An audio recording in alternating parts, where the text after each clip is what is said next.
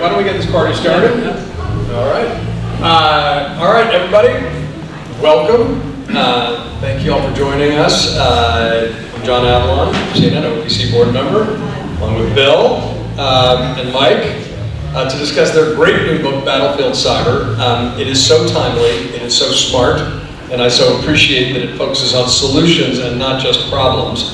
That is something that we don't do nearly enough in books of this sort or in journalism in general.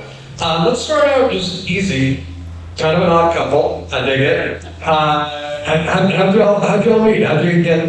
Well, my daughter sitting here is to blame. She went to college with my sister. And so both Mike and I are of the nature of when we're family gatherings, we start shooting our mouth off about China this, the technology that, or when you believe what the US government is doing or not doing. So I think the thing that the two roommates, Allie and Katie, said, we should introduce my father and your brother. They're very like-minded people. And they were right. They totally nailed it. Although we're of dramatically different ages and backgrounds. Mike was a military hero. I was a hello, I want a go guy. So we're dramatically different backgrounds, but we have come together in the most remarkable collaboration, one of the most remarkable collaborations I've ever had in my career. Well, I mean, I love that. Mike, what's your perspective on this? Well, I was just going to say, as you can see, we're a lot of fun at parties when all we talk about is China and Russia and technology. That's a party, yeah. But no, but seriously, I mean, this is you were in the military for a long time, distinguished service. This is your first book? Yes. Tell us what was the sales pitch from Bill? Actually, the sales pitch was fairly easy. And so Bill and I got together and we wrote an article back in 2021 for the National Interest that dealt with China's penetration of the US networks writ large and just how deep they went. The article was very well received, and it was, I would say, what was the word you used to describe it? Well, we said that China maintaining a secretive and permanent presence in the American computing systems. I was going to go with audacious. So we wrote this article, and then this was back in 2021. 2022 comes around, and Bill and I are discussing. It's like, okay, well, clearly we need to write another article again. This went very well. The partnership was great. We both enjoyed the topic so much. The problem was the issues and the topic was so big that it couldn't fit in the article. Yes. And so we started talking about, what if we extend this out and we talk about what is cyber warfare writ large, what are the real issues that are facing us from China, the threats from Russia? And as that idea took hold, we looked at it from a much larger perspective. We said, the vast majority of Americans don't understand what cyber warfare really is. Yeah. Many people look at it as a military problem, or they look at it as a law enforcement problem. They don't look at it as a societal problem, which it really is. And more importantly, and to what you pointed out earlier, there are very few books and there are very few people who actually make recommendations for how do we get out of the mess we're in, how do we chart a course forward so that we're not just admiring the problem. And Bill and I set out to do just that. Well, I think you succeeded. Bill, why don't you each take a whack at sort of, describing, the cliff note, the elevator pitch of the book, and then we'll get into some of the specifics. Well, when the internet started around early 1990s, and we started building a big site, we thought, oh, this is wonderful. And so people contributed voluntary software to support it.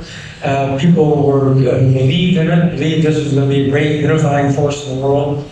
And over the years, we built these elaborate corporate and individual computing systems all tied to the internet. But as we were doing this, we didn't create security. We didn't really think about security. We thought that we are Americans. We have created these systems, and who would dare use these systems to penetrate into the inner sanctums of our decision-making in Washington, D.C., or into the parts of our corporations, or into our homes where our children are now on TikTok. Who would dare do that? But our adversaries in the world have figured out how to take advantage of the very elaborate and sophisticated systems that we've built. And it's only just now that we're waking up to the fact that we're basically wide open. We have not invested the money, the time, and the education in protecting ourselves. And so right now, I believe, and I think Mike shares this, that they are accelerating their penetration of our systems. the Chinese are recently on the front page of the New York Times. I'm going to tick off some headlines that have been on the front page of the New York Times. It's not us hyperventilating. The Chinese have planted malware in America's critical infrastructure, and what one congressional officer called a ticking time bomb. Dave Sanger on the front page of the New York Times. Another article on the front page of the New York Times. Chinese are using AI to manipulate images of our Statue of Liberty and other patriotic images to undermine our faith in our symbols of our democracy. And then yet another front page article was Chinese allegations that American security officials, intelligence officials, started a fire in Maui. That was a deliberate act by American security and intelligence forces, a racist act, trying to wipe out the Lions. So we're on the receiving end right now of full-scale assault on our democracy and our decision-making systems and on the very definition of who we are as Americans. That's my elevator pitch. Right? So my elevator pitch builds on that. And I very much agree with Bill in that this is what we're seeing on a daily basis. The question is, how do you define it? What is it that we're seeing? Because clearly it's a problem. But is it a national security problem? Or is it a FBI legal problem? Or is it a societal problem? And we would argue the latter. This is a whole society problem. This isn't just a job for U.S. cybercrime to go and fend off the adversary in some foreign space. This is happening in our networks. It's not just in our military networks, it's happening in our private sector, it's happening in our commercial networks. It's targeting individuals via TikTok. This is a problem that affects everyone in our society. So it's a much broader issue than what we typically think of. And the crux of our thesis is, if you connect to the internet, you are on the battlefield. There are no non-combatants. That's the idea we need to get across desperately to everyone who is a part of our society, everybody who looks at the internet, everybody who connects to the internet. The way in which we do that, in the way we set it out in the book, is to redefine cyber warfare. Typically, the definition of cyber warfare is something akin to a traditional attack. And so if the Russians launch a cyber attack against... Digital Pearl Harbor is the main. Exactly. And we say if we are waiting for a digital Pearl Harbor or a digital 9/11, we've missed the boat. Because that's not how our adversaries wage war. The Russians, if they are going to engage in warfare, they're going to do it. They're going to launch a military campaign, maybe against Ukraine, for instance. But let's say, hypothetically, but let's say it was just a cyber campaign.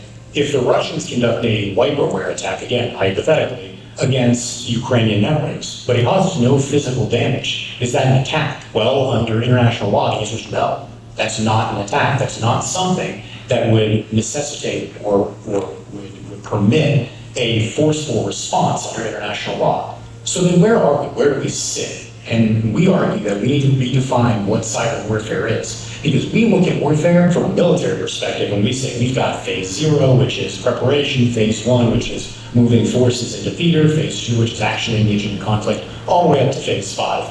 Our adversary absolutely is not. Our adversaries, being primarily Russia and China, they look at warfare as being a full nation competition, one against the other. They look at utilizing ransomware actors as proxies, Russia. They look at using social media to malign influence Russia and China to destabilize our democracy and undermine our political processes. They utilize cyber warfare in a way that is commercial espionage, that's traditional espionage. They target our critical infrastructure. They put in backdoors. Everything short of boom. Just recently, another headline in the New York Times. I guess I mentioned that they put in the malware. I saw it mentioned that. So, we're going to go through some of these examples and then move to the solutions. But one that you hone in on that got some press at the time, but I think people probably didn't appreciate the gravity to, is the OPM, the Office of Personnel Management. It's presumably affected you personally. And I think there has been a lot of attention about the downstream effect and impact of that.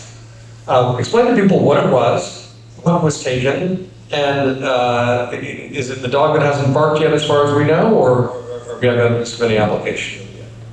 I would say both. Bill, can you take the first crack? Well, my personal information, which is on file with the Office of Personnel Management, was taken along with personal information of 22 million U.S. government employees.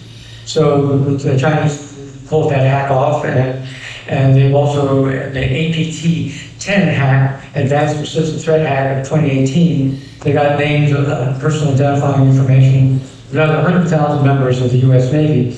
So that as Mike explained to me, they now possess the personal identifiable information of all the senior leadership of the U.S. Navy. That's incredible that they have that degree of knowledge about it. Exactly. The kind of knowledge, because it's not just sort of name, rank, serial number.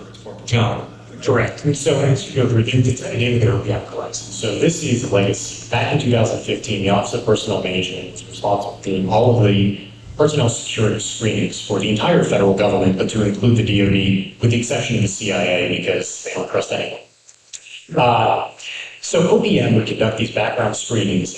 They would do it through a form called a Standard Form 86. Anybody who is going into government service and applying for a security clearance has to fill one of these out. This isn't just an employment record. This isn't just a form that you fill out for applying for a job. These forms have all of your personal information from your entire life. If you've ever had an affair, or who you know in foreign countries, So the security numbers, places you live, your kids' social security numbers, your neighbors, people who know you well in any location over the past 5 to 7 years. And so it really digs into your personal history. If you've ever filed for bankruptcy, if you have any financial issues. But all of that is compiled because what that does is it gave the Office of Personnel Management, which this program is now operated by the Defense Counterintelligence and Security Agency, but it gave the Office of Personnel Management at the time a snapshot into whether individuals were susceptible to espionage. Because if you have financial issues, the thought is that you are susceptible to someone coming up to you from a foreign power saying, I can provide you a certain amount of money, and for that you will sell me government secrets. And that supposedly makes you more susceptible.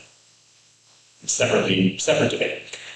But what that does is you're then centralizing in a single database all of the personal information, very sensitive information of anybody who has a security clearance. Well, what happened? That database was breached, and it was breached by the Chinese. Fact. The difference is, the concerning part is, that data never showed up anywhere. We've never seen where it went. And why is that a problem? Well, we see ransomware all the time. And so we use cybersecurity incident response as part of my job. Cybersecurity intern. We see ransomware actors who are exfiltrating and encrypting data all the time. Just this week we saw MGM and Caesar's Palace get hit by ransomware actors who exfiltrated data and encrypted the data. Well, if Caesar's Palace doesn't pay, if MGM doesn't pay, that data goes on the dark web. Or it gets sold to other cyber actors so that they conduct their own attacks against the victims whose data resides therein.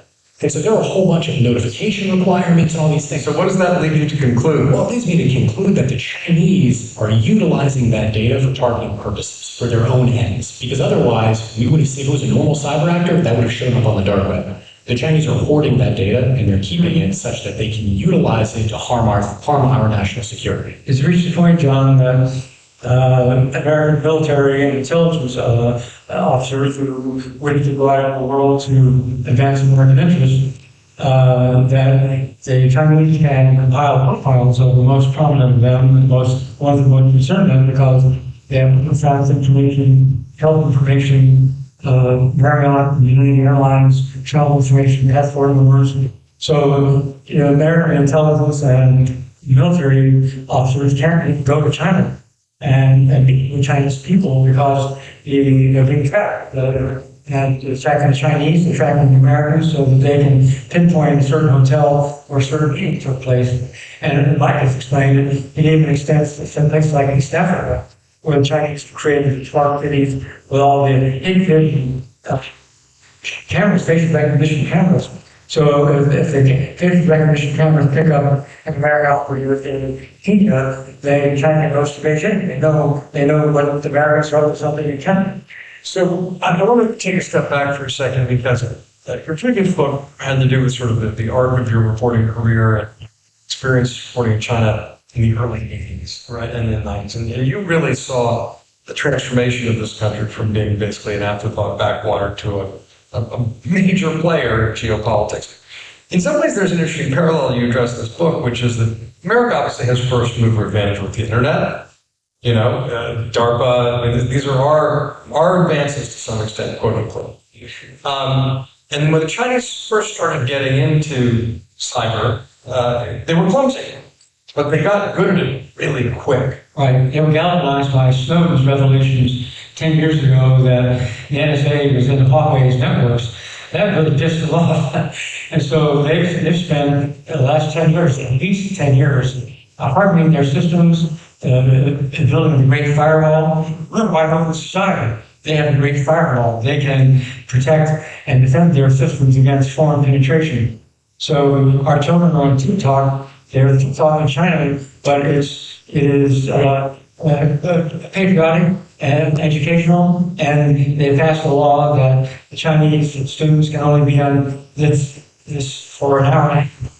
So they have there's not an equilibrium here. This is asymmetrical, in my opinion, that they have far deeper penetration of our information systems and of our IT systems than we have there. And it's happened because Xi Jinping, among others, recognized the power of the technology and decided that to double down on technological progress.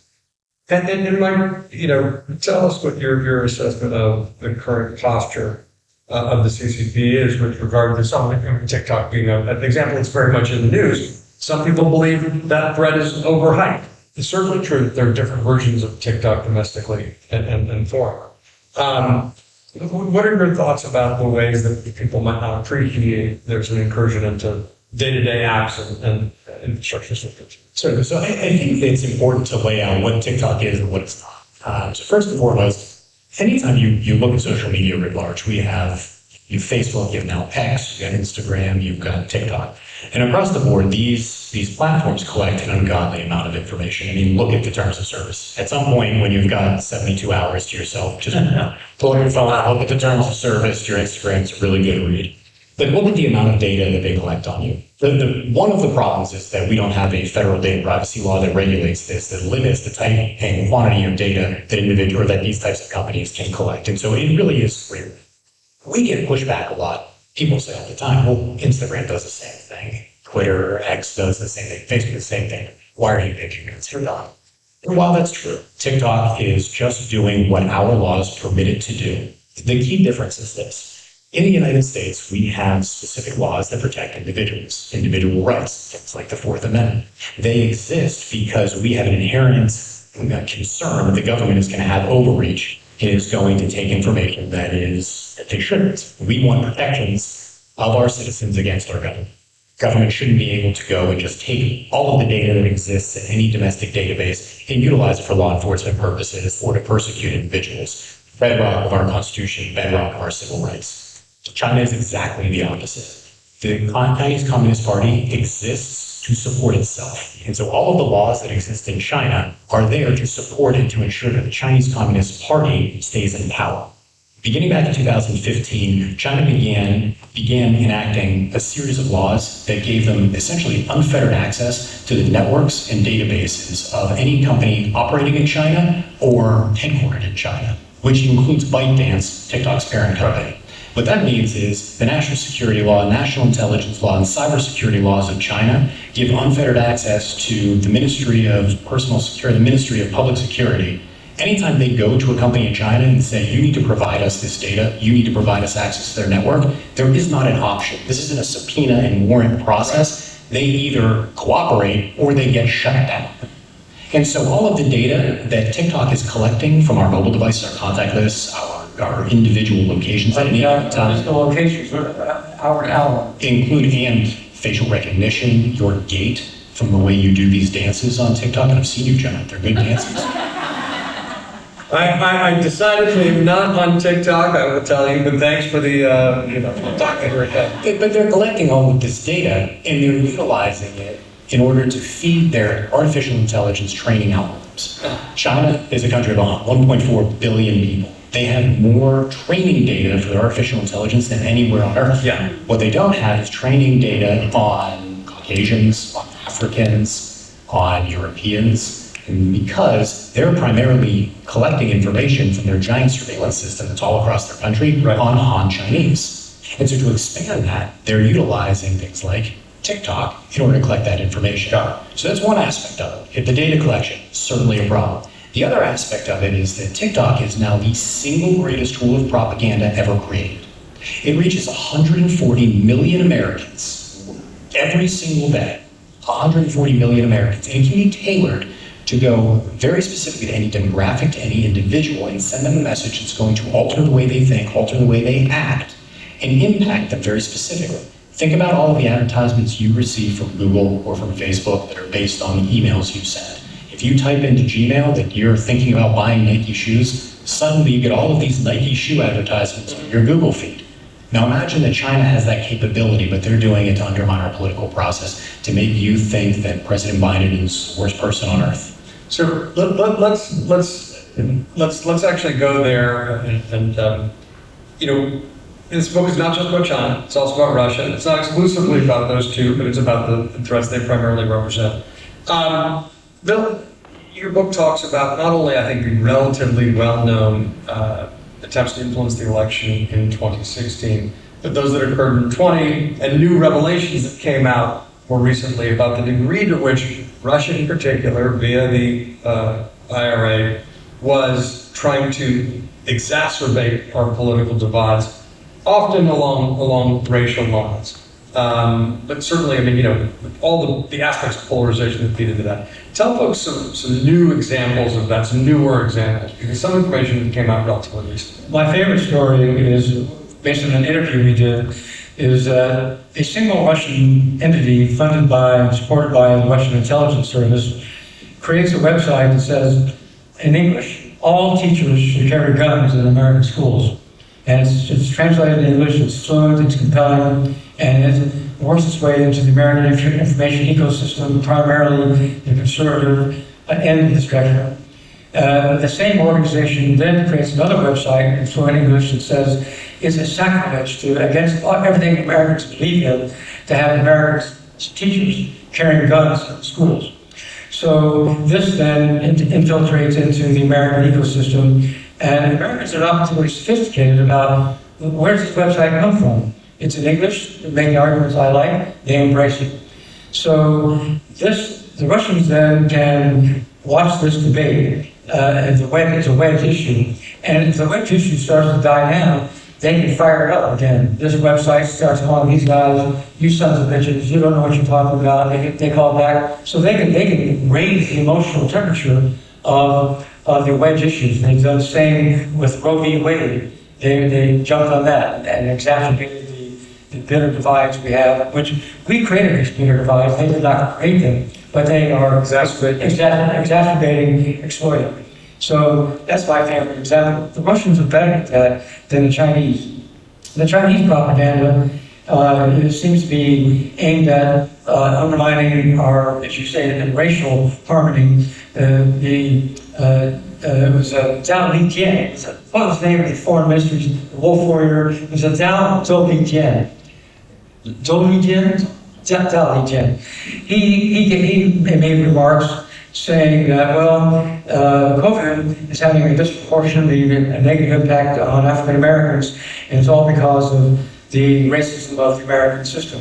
So in that sense, the Chinese pile on the racial and ethnic divide, but I think the Russians are more sophisticated in understanding the wedge issue. And then sometimes these narratives often are picked up by unwitting people who amplify them. Sometimes people in positions of real responsibility, or at least political influence, which is so striking. All right, Mike, okay, I want to go back to one of the threats you all described that I think there's been, David Sanger and other folks have done reporting on, but about infiltration into critical infrastructure. The evidence we have and the threat that represents, to what extent has it been mitigated if we know about it? So I would say if we know about it is the answer. Because the bottom line is we don't, and that's the scary thing. The vast majority of American critical infrastructure is in the hands of the private sector. The private sector is who owns and operates the equipment. They're the ones who manage the critical infrastructure, be it the electric grid or telecommunications systems. And we rely on the private sector to operate these things that we, in turn, rely upon for national security. And so you think of all of the American bases that are scattered all across the country, every single one of them is powered by a private sector entity.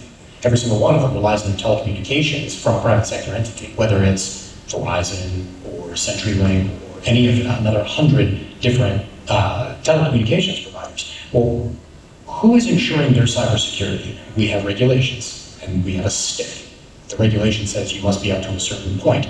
But when you start to get into the rural areas for telecommunications and for the electric grid, they're smaller and smaller. The companies themselves are smaller and smaller, have smaller and smaller budgets. So what is the likelihood that they're able to allocate not effective funds towards enhancing or to putting their cybersecurity at the degree that it needs to be, such that we're not seeing a rolling blackout, such that we're not seeing something that is taking out a significant portion of our national security infrastructure or our critical defenses? And the answer is we don't know, number one, whether or not there's been a penetration, that is. And number two, even if we did know, what would we be able to do about it? What is the stick? And the bottom line is, because it's the private sector, there really isn't one.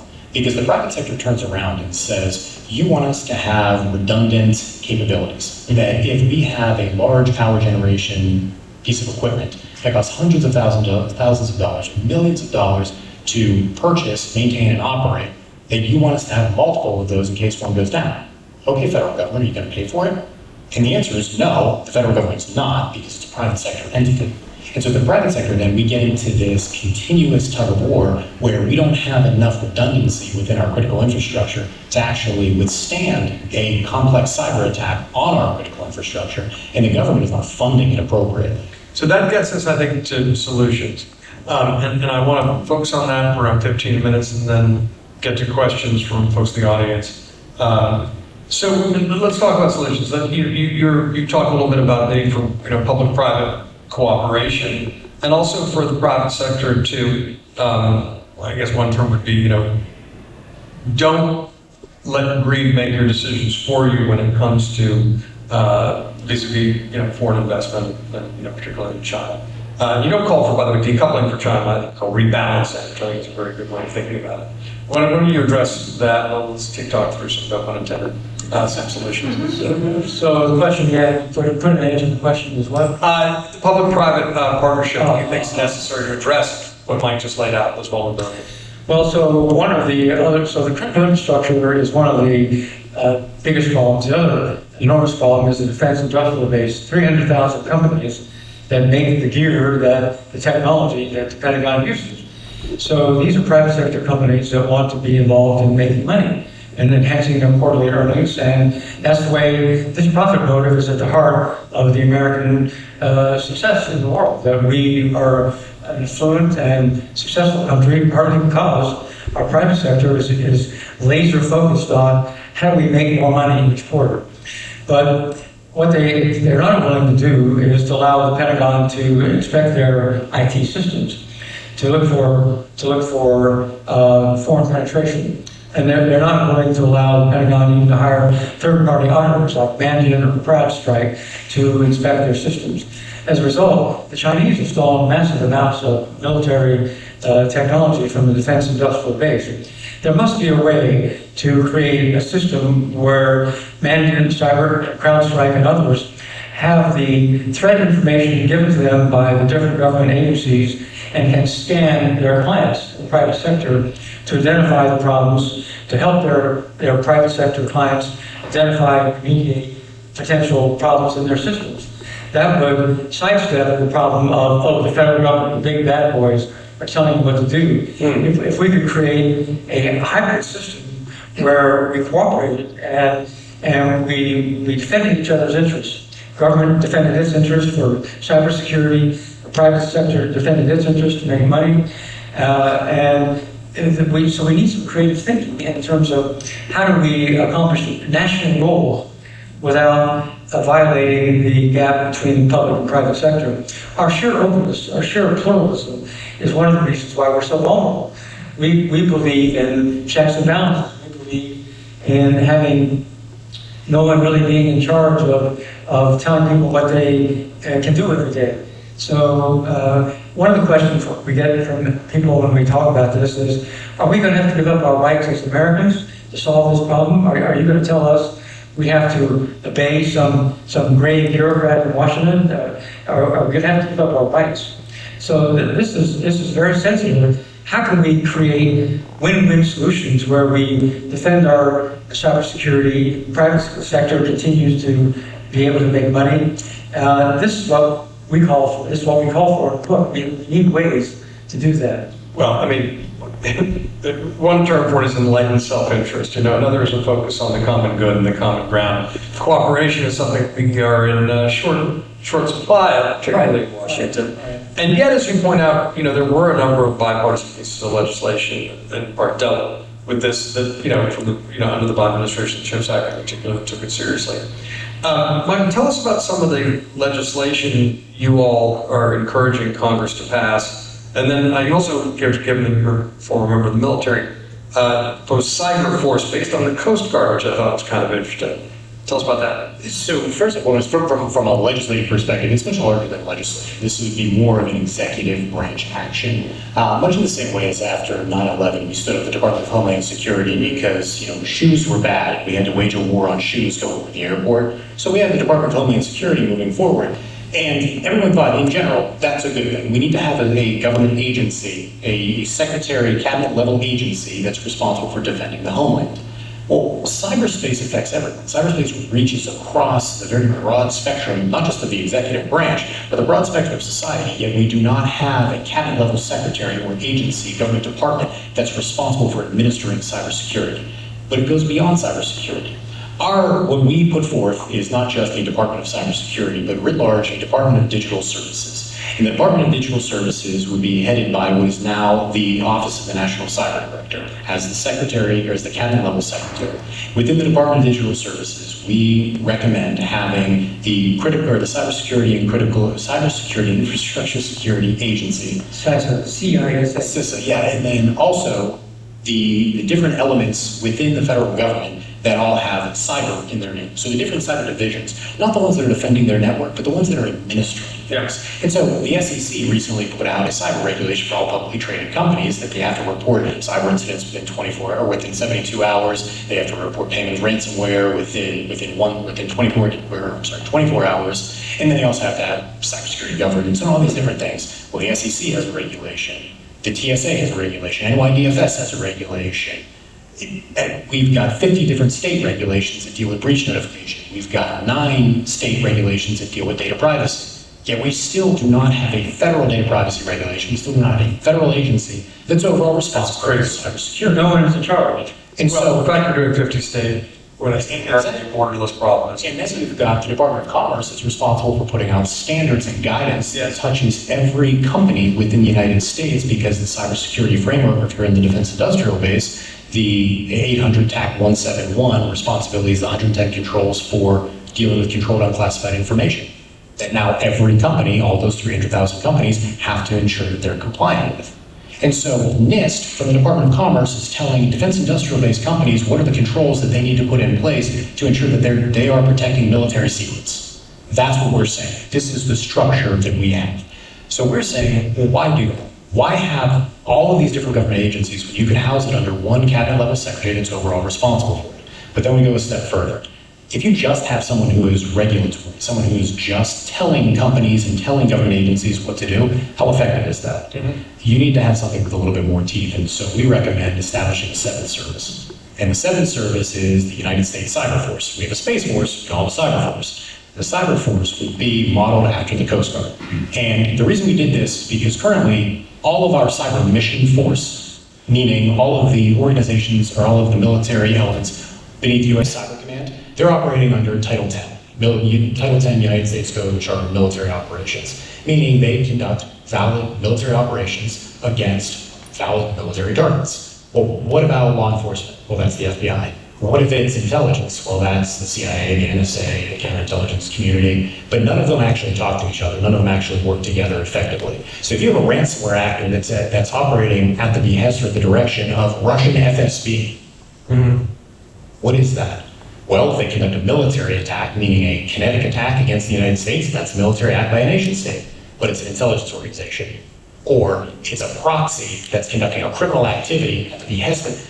This gray area is where our adversary lives. Yeah. But we have no way to defend against it. Basically, as one of our people we quote says that the United States government is not organized for the digital era. The internet has exploded and the U.S. government structure and capabilities have not kept pace. Well, it's a quarter century problem. Right. This isn't new by any means. And so our recommendation is for the cyber force, we would model it after the Coast Guard. Reason being, what does the Coast Guard do? Well, it's this kind of nebulous organization. It's kind of law enforcement, kind of intelligence, kind of military.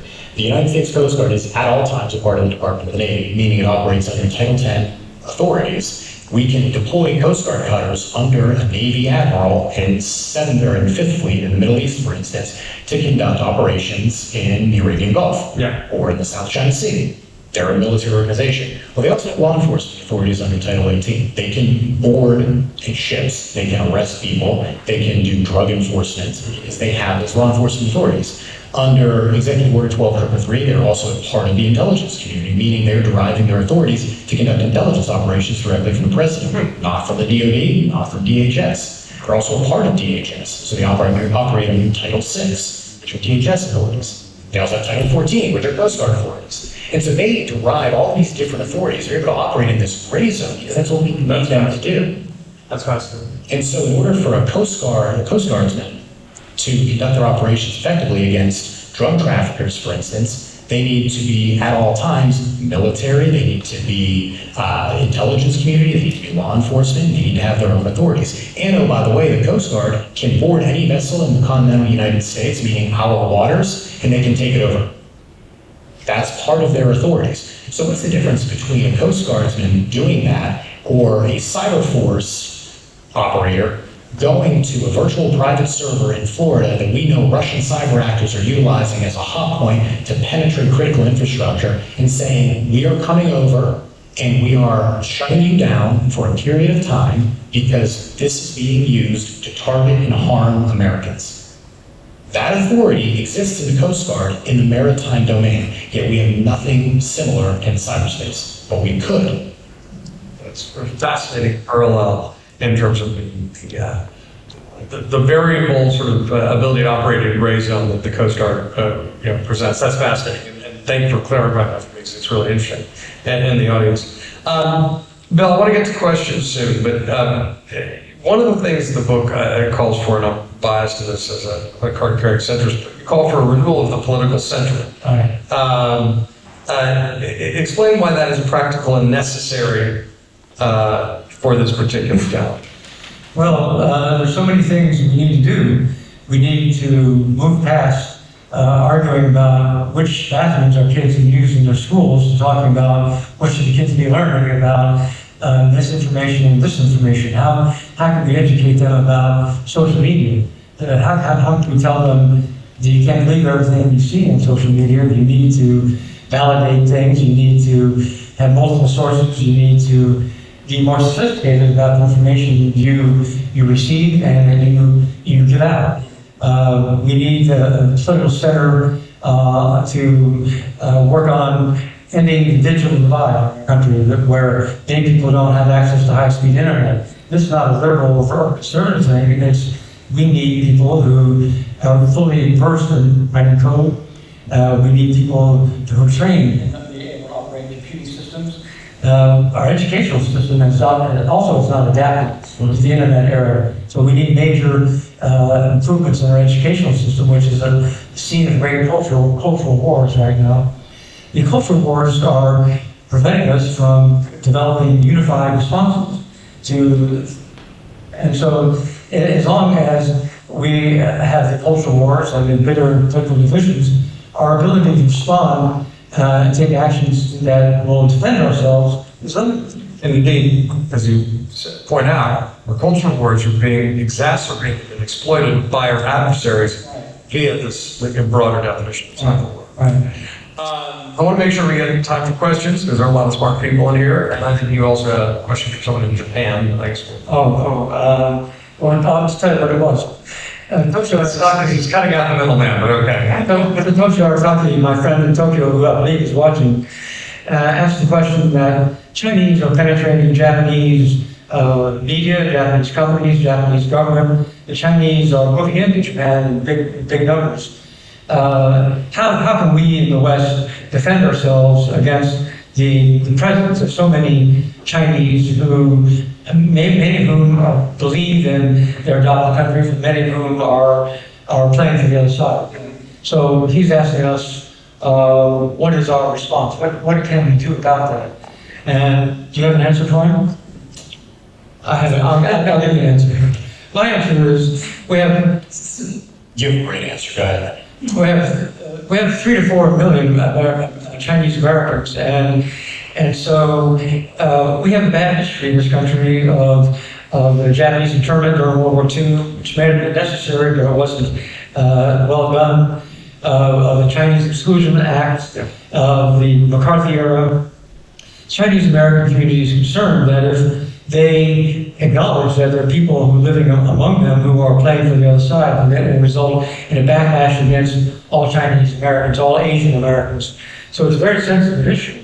I think that we can persuade the Chinese American community, large parts of them, like the Committee of 100, that help us identify these different patterns of Chinese activity that are deleterious to American well-being, and we will reward you for that. We will guarantee your status in our society. We will not turn this into a witch hunt, unmitigated and undifferentiated witch hunt. We need your help. So Chinese Americans who have some language experience, not that Chinese Americans don't speak Chinese, Sure. who hate the Communist Party, who they're fifth generation, they have no interest in ever going back. Other Chinese, so they're quite a broad spectrum. So I think we need to find a way to communicate this message and help us identify patterns of activity that are negative, and this will not result in pogroms against all Asian Americans. But I hope to God that shouldn't even need to be said, but that's. All right, 6 questions from the audience. I'll take one of the microphones and you guys can. Okay, great, good idea. You guys call. Raise a hand. Come on. Not in a journalist. Deacon Gardner, I see Deacon Gardner, I see John Jesse. How about John? I'm just curious about what you think about the weather balloon and shooting it down, and how does that kind of espionage play into this? Well, that's a hot button. When it happened, I assumed that the Chinese were exploiting near space, an area above 60,000 feet, where Americans, we don't pay much attention to that space. We have satellites that are 300 miles up, and we have commercial aviation, 38,000, 40,000, maybe military planes at 50,000, but above that, there's a gap we don't pay much attention to. It appeared to be that the Chinese were exploiting that near space and had deployed a balloon that must have been overflying military bases in Hawaii and Alaska. And then let's say it was blown off course. It flew over other American military bases before it was shot down.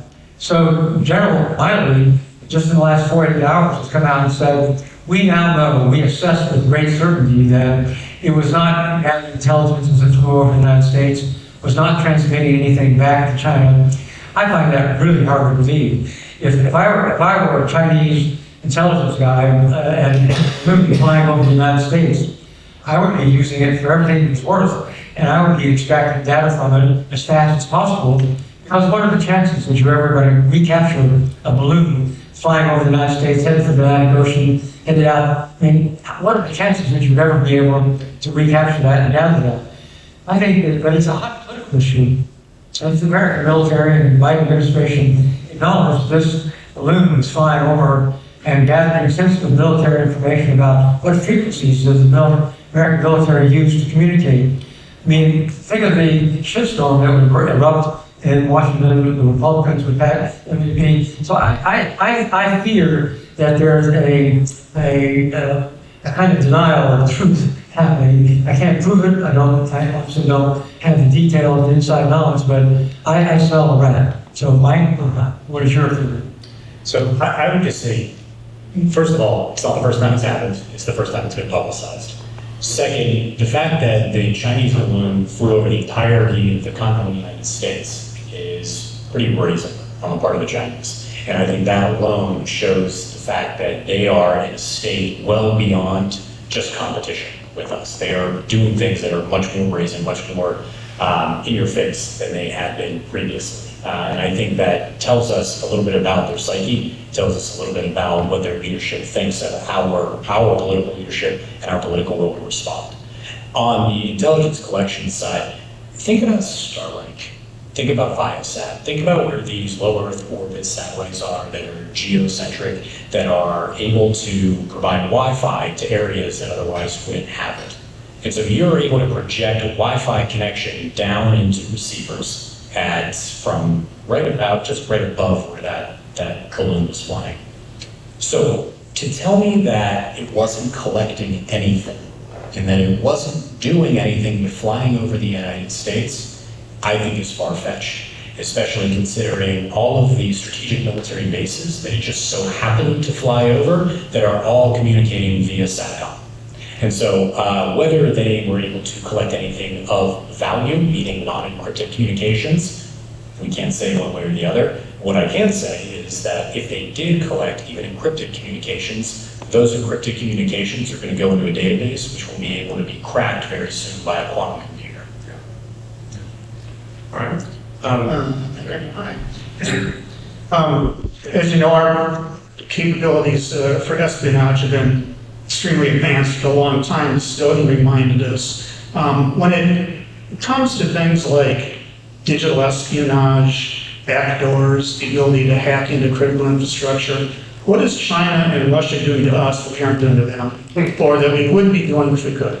So I think it's a difference, and you're right. And we get this question a lot too. It's, well, yeah, like Bill, certainly the Americans are doing the same thing. Look at the NSA. Look at Section 702. All of the different debates that we're having on the floor of Congress about our intelligence collection capabilities. The difference is the way in which we prosecute. When we conduct intelligence activities and intelligence operations collection, we're doing it to support our national security interests. When the Chinese conduct intelligence collection activities, they're taking that data and they're providing it to their private sector companies to lead us in economic warfare. And so they're taking the information that they're collecting from our private sector companies, they're providing it to their military, their defense industrial base to create these technologies. They're also providing it to Huawei. And Nortel is a great example of this. Nortel, the company that no longer exists, mind you, is the 5G technology on which Huawei's 5G technology is based. In the early 2000s, Chinese cyber actors absolutely pillaged Nortel for all of their intellectual property and then gave that to Huawei. And now Huawei is one of the leading 5G companies worldwide. My sister-in-law was working on that 3 years ago. So my point is, it's not that they have greater capabilities or we have greater capabilities. The United States government, the National Security Agency, isn't conducting signals intelligence collection to support Verizon or Google. The Chinese are. The Russians are. I think it's asymmetric. I think the Chinese have far greater range of capabilities to penetrate and understand our government and our decision-making institutions. Recently we heard that they had captured emails in the Commerce Department and State Department. I guess that's routine national intelligence. But they also penetrated the naval communications in Guam. So they, deep inside many of the systems, they also, because of their penetration of our cloud computing systems, they can lie in wait for years watching the internal decision-making processes of American companies and American agencies. I just don't think that we possess the same depth of penetration of their system, partly because they have the Great Firewall, they have a very rigorous campaign on right now that everything revolves around national security. Xi Jinping is trying to whip up a national consensus that any information that goes out of China is dangerous. I mean, we haven't even begun to take national security seriously in this country. So I think it's disproportionate and asymmetrical. Yes, our guys are doing certain things out there to try to understand what happened to the foreign minister, Xinjiang, is that his name, Xinjiang, who had an affair with somebody in Washington. So, but we're trying to understand certain things that the government's doing, but the depth of our penetration is nowhere near the depth of Chinese penetration in our society, in our system. So this is one thing, though, I do want to harp on, just one more quick comment. While we are talking about the threats and the risks of China and Russia, it's because we want to draw attention to it because we want people to understand that they have a role to play in national security. What we don't want to do is we don't want to make China and Russia be 50 feet tall, right? They're not. They have their own problems. We see this with Russia right now in their physical invasion of Ukraine, a country that, for all intents and purposes, if they were a first world country that was a nuclear power, that was a peer military competitor of ours, they should have rolled over Ukraine. They didn't.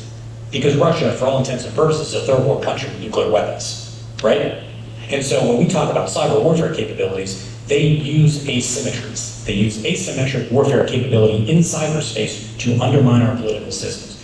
The Chinese do the same thing. They use their strengths and our weaknesses to their advantage. The Chinese have 1.4 billion people. They have a very hard time actually managing and actually meeting that massive number of people. And so for us to look at that and say they are unstoppable, they're Goliaths, that's not the case, and we're not trying to put that across. But we do want people to understand that the threat is real, and they are targeting us. It's an important so This is an exceptionally important issue. My question is, it is asymmetrical. Does it also change the nuclear doctrine? It seems that things are getting so blurry, it kind of reminds me of the 50s. And according to that, do we need to create an NGO that brings together all the cyber actors and create an arena that you can regulate and begin to get a few things as opposed to UN?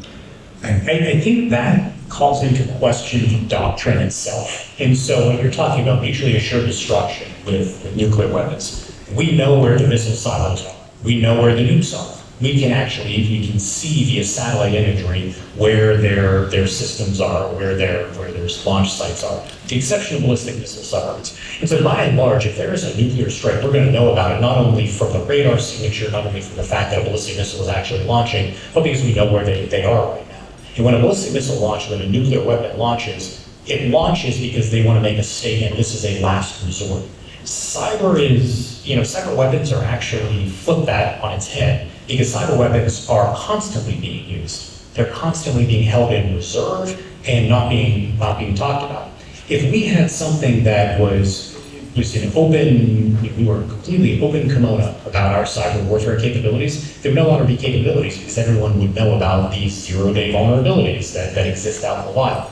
So cyber warfare is inherently different because those tools themselves have to be kept secret. There's no way for us to be checking, like there's no START treaty for cyber warfare, and there never will be. That's really how it functions and how it operates. So for us to have an NGO or have something that says, we are going to limit what we do in cyberspace to X, Y, and Z, as soon as it's signed, it's going to be violated. are you saying that Putin's suggestion that we have a joint cyber command with the United States was a bad, disingenuous idea? Oh no, I trust everything Putin says. So thanks for the opportunity. I just wanted to comment that before we're talking about solutions, you clearly monitor all government regulations. But I wanted your opinion, just heard a little bit about something called an SBOM, which is software bill of materials. It was introduced as, kind of like getting companies to respect the need for inventorying vulnerabilities in their technology that's currently deployed. When you have a breach, it shouldn't take you 3 months to find out where are the pain points. It should take you 3 hours. And in the absence of having standard regulations in place, there are a lot of companies out there that really don't even understand the peripheral, protection against cyber security breaches. So in that perspective, what is your opinion of that SBOM, regulation? What are the good points? What are the weak points? Does it go far enough? Far enough? I was just interested in hearing your opinions on it. Well, just briefly, we didn't really talk about this very much, but one of the reasons we're so vulnerable is that our software is people, we don't know what's in our software. That if I write a software program, I may borrow code from GitHub or other repositories that other people have written, including Chinese and Russians. So I write a proprietary piece and package it with other software that I borrow, and I sell that in the marketplace. I don't know whether there are vulnerabilities in that software. I don't really care. I just want to make the money. So this software bill of materials would require the companies to actually know what they're selling. So, I mean, it's still a great idea to me. What is your phone? So SBOM, not to be confused with Avlon. Sorry. I feel the same way, Mike. Be very careful with this. So, software bill of materials, for those who aren't familiar with it, think of it like an ingredient list that you see. If you take your box of Triscuits, you see all the xanthan gum on there, what's xanthan gum, right? And so for software bill of materials, it tells you what is all in your supply chain. So if you have a tool or a platform that's being used on your mobile device or on your desktop, you can look at a software bill of materials and say, every piece of software that's in this device comes from these different locations. The beauty behind having that is that when vulnerabilities or patches are presented or put forth, then you know exactly what the vulnerabilities are within the software, within your system. And so from a provenance perspective, you can very clearly identify what the risks are to your system because you know exactly what the software is. If you don't have a software bill of materials, then it's completely a black box. And when these vulnerabilities are revealed or patches are issued, you have no idea how vulnerable you are. And so inherently, without an SBOM, you get a device off of the shelf and it's already vulnerable. As soon as you get it, you have no idea because it's a black box. And likely, before you even got it, it was already vulnerable, it's already compromised. And so the software bill of materials is looking to remedy that situation. But here's the challenge, 0 days. Software bills of material are great because they protect against things that are known. These are the bank robbers that go into the bank that have a record already. What happens if it's a 90-year-old woman who walks into the bank with a revolver? Right? She's not the one whose picture is sitting there on the bank wall that the bank teller's like, oh, this is a bank robber, until she pulls her gun. That's a 0-day vulnerability. SBOMs do nothing for 0-day vulnerabilities. And so they cut down on the vast majority of known vulnerabilities, but when you get to that point where it's something that's unknown, they lose their value. So they are important for that, whatever percentage are known vulnerabilities, once you get beyond that point, it's a false sense of security. One story, I know we're running short. The NIST, National Institute of Standards and Technology within the Commerce Department, compiled a database of these known vulnerabilities in software, CVEs, they're given a name. And this database is public because the US government and NIST want to encourage companies that have these vulnerabilities in their systems to turn to their software providers and say, give us a patch. And they want these companies to then apply the patch to their systems. Well, the system doesn't really work because software companies don't necessarily want to issue all the patches, and the companies that have the vulnerabilities don't necessarily want to spend all the money to apply the patches. But guess who goes into that database of known vulnerabilities?